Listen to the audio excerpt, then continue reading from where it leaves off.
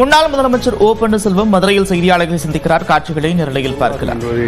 நான் சொல்லிக் கொண்டே இருக்கிறேன் ஒழிய எங்களை எல்லாம் சிபாரிசு செய்கிற மாதிரி ஒரு தோணியில் அவர் பேசியிருக்கிறார். அது அவருக்குரிய அழகல்ல என்பதை நான் தெரிவித்துக் கொள்கிறேன். யாரிடமும் நாங்கள் எங்களை அழைத்து கொண்டு போய் சேர்க்க வேண்டும் என்றே சொன்னது கிடையாது, சொல்லவும் மாட்டோம்.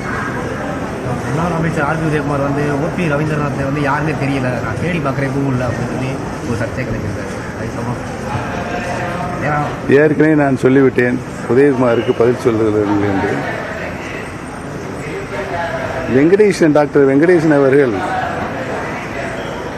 பாசறையினுடைய மாநில செயலாளராக இருந்தபொழுது என் மகன் ரவீந்திரநாத்தையும் ஜெயபிரதீப்பையும் அழைத்து யாராவது ஒருவர் தேனி மாவட்டத்தில் மாவட்ட செயலாளராக நான் போடுகிறேன் என்று சொல்லியிருக்கிறார்கள். என் மகன்கள் என்னிடம் சொன்னார்கள். அப்படியே என்று கேட்டு நான் டாக்டர் வெங்கடேசனை சந்திக்கின்ற பொழுது வெங்கடேசன் எந்த சோபாவில் உட்கார்ந்திருந்தார், அப்பொழுது உதயகுமார் எப்படி இருந்தார் அந்த நிலைகள் என்பதை நான் கண்கூடாக பார்த்திருக்கிறேன். அதை சொன்னால் அரசியல் நாகரிகமாக இருக்காது என்பதை தெரிவித்துக் கொள்கிறேன். முதலில் டாக்டர் வெங்கடேசன் நான் சொன்னது, தயவு செய்து என் மகன்கள் யாரையும் மாவட்ட செயலாளர் பதவிக்கு போட வேண்டாம் என்று சொன்னேன். ஏன் என்று கேட்டார், வாரிசு அரசியல் என்று சொல்வார்கள் எதிர்க்கட்சிகளுக்கு. இது எதையும் டாக்டர் புரட்சித் தலைவி அம்மாவுடைய பக்கத்தில் நான் இருப்பதனால் வாரிசில் என்று சில பிரச்சனைகளை கிளப்பதற்கு வாய்ப்பு இருக்கிறது என்று சொல்லி வேண்டாம் என்று சொல்லிவிட்டு வந்துவிட்டேன். மீண்டும் திரும்பவும் டாக்டர் வெங்கடேசன் அவர்கள் மாண்புமிகு அம்மாவிடம் சென்று இந்த மாதிரி பன்னீர்செல்வனுடைய பிள்ளைகளை யாராவது ஒருத்தரை, குழந்தைகளை யாராவது ஒருத்தரை, பையன்களில் யாராவது ஒருத்தரை போட வேண்டும் என்று நான் சொன்னதற்கு வேண்டாம் என்று சொல்லிவிட்டு போய்விட்டார் என்று. அம்மா அவர்களும் ஏன் வேண்டாம் என்று சொல்லுகிறார், கோடுப்பா ஒன்றும் பிரச்சனை இல்லை அப்படின்னு சொல்லி நான் சொல்லி பன்னீர்செல்வத்துக்கு சொல்லிட்டாங்க. அவர் திருமையான சொன்னார், அம்மாவே சொல்லிட்டாங்க அப்படி சொன்னார். நான் மீண்டும் மாண்புமிகு அம்மா அவர்கள் அவருடைய அறையில் சந்தித்த பொழுது இந்த மாதிரி வெங்கடேசன் அவர்கள் என் பையன்கள் யாராவது ஒருத்தருக்கு மாவட்ட செயலாளர் போடு என்று சொல்லுகிறார் அம்மா அப்படின்னு கேட்க மாட்டேன். வெங்கடேசன் சொல்லவில்லை, நான் தான் சொன்னேன் அப்படின்னு சொல்லி அம்மா சொன்னாங்க. அதை நான் மறுப்பதற்கில்லை, அப்படித்தான் வந்தது.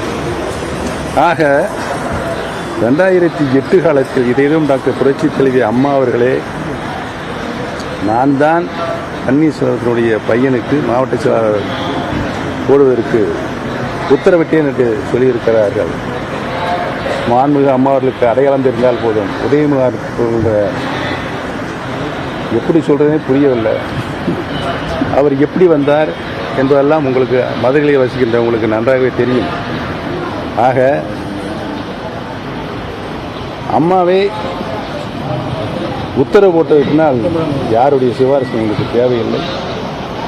இனிமேல் உதயகுமார் எங்களை பற்றி பேசுவதை நிறுத்திக் கொள்ள வேண்டும்.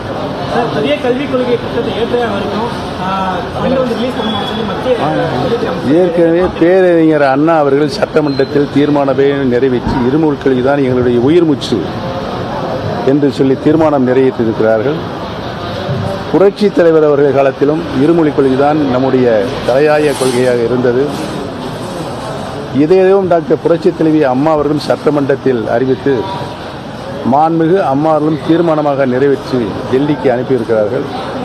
நான் முதலமைச்சராக இருந்த பொழுது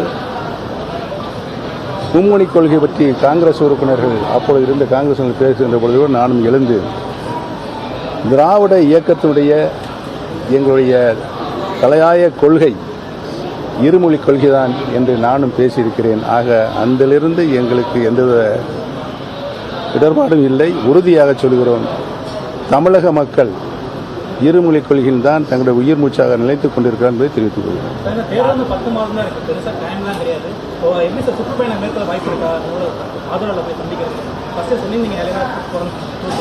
உறுதியாக சுற்றுப்பயணம் சென்று வாக்காளர்களை சந்திக்கின்ற வாய்ப்பு உறுதியாக இருக்கும் என்பதை தெரிவித்துக் கொள்கிறேன். சொல்லுங்க. இரட்டை இலை எதிர்த்து போட்டிக்கிட்டீங்க, அதனால இரட்டை இலை கட்சியை பற்றி பேசக்கூடாது.